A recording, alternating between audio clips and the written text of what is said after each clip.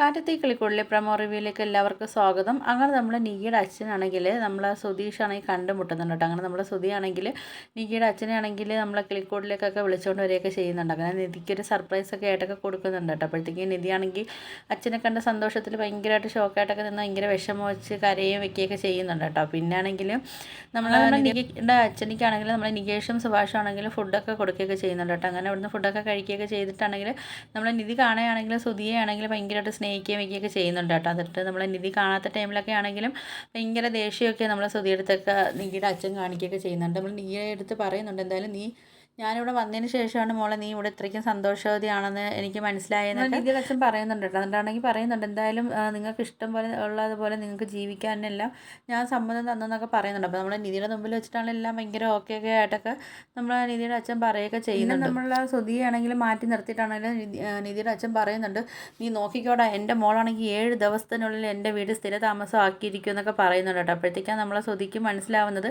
ഇയാൾ കാണിക്കുന്ന എല്ലാം അഭിനയാണെന്നൊക്കെ കാണിക്കുന്നതൊക്കെ മനസ്സിലാവുന്നുണ്ട് കേട്ടോ. അപ്പോൾ നമ്മളെ സുധിയാണെങ്കിൽ കിടന്ന് ഉറങ്ങുമ്പോഴൊക്കെ ഇയാൾ പറയുന്നതൊക്കെ ചിന്തിച്ചൊക്കെ ഇങ്ങനെ കിടക്കും കേട്ടോ.